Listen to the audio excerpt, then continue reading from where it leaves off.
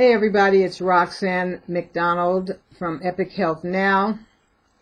Just wanted to reach out and check in. I am a certified holistic nutritionist and raw food education foodie kind of gal. And you know, it's really been an incredible journey. I've been doing this now for about 8 years. And so many transformations have come, even ones that I didn't plan on at first. I mean, of course, the diet change, which was, I think, positive for me because I had major gut issues. Still letting them pass through now, if you will, and started to prepare my food more often, which I think was a good thing. So that's been great. Got more and more into gardening. But there is also other aspects from a social standpoint that, changed as well. I just found that it's important to be able to have people that either support or on the same page or can just let you be when your diet changes, and vice versa. I have to support and be able to accept people for their, diet habits as well. And that's been a, major change. But one of the really, really cool things that has happened with the things that I'm learning and the education around the body, mind, spirit, environment, which really is all the same. It's a congruent, in alignment type of relationship that's really, really key. And from one of my mentors, Dr. Bruce Lipton, I've learned about something that's referred to as epigenetics, and epi meaning over, something that hovers above or surrounds, and in this case it's the gene.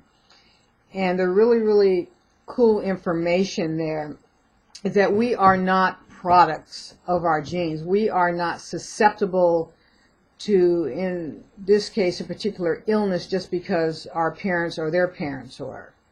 If we have similar responses, or if the body does similar things, it most likely might be based upon the same habits. It could be the same eating habits, the same emotional habits, the reactions to things.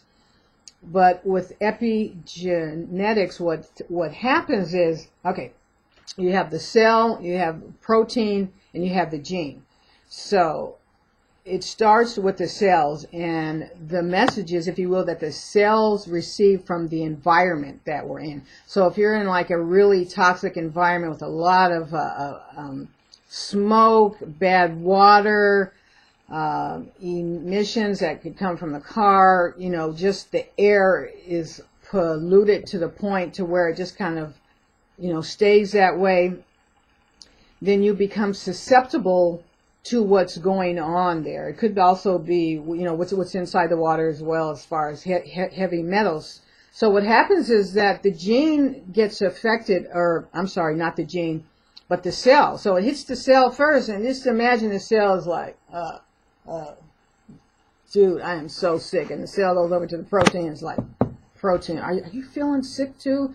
The environment is just not cool. The smoke, the water has got bleach in it and chlorine and whatnot. I do not feel well.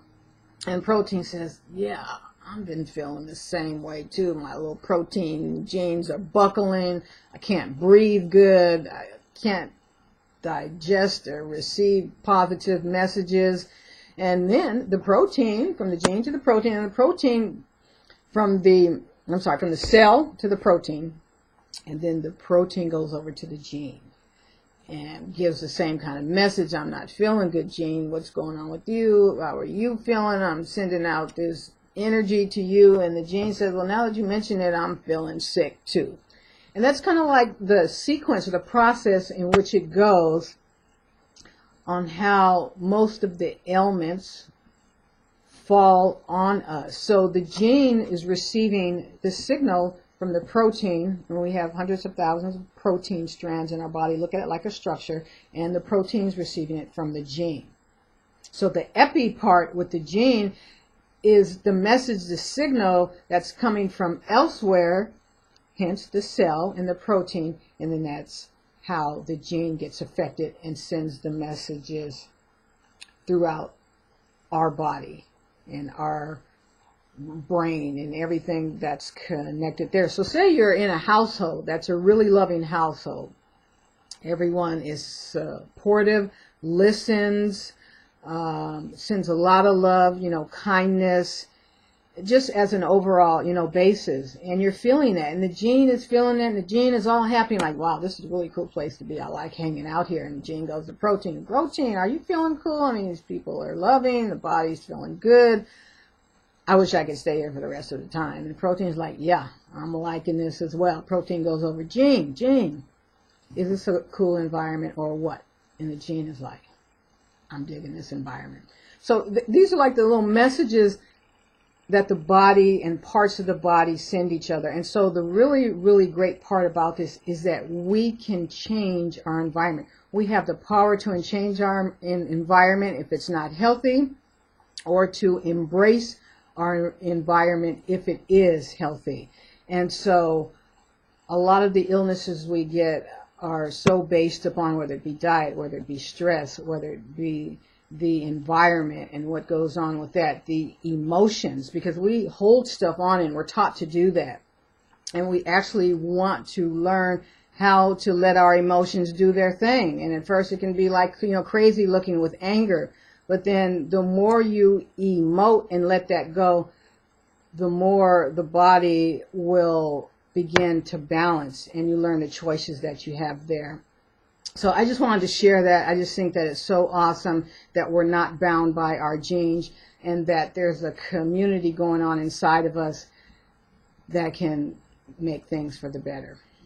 If you enjoyed what you hear, I really appreciate if you would subscribe to my channel, Roxanne McDonald at Epic Health Now, and click on notifications as well so you can continue to get heads up. So we will chat soon.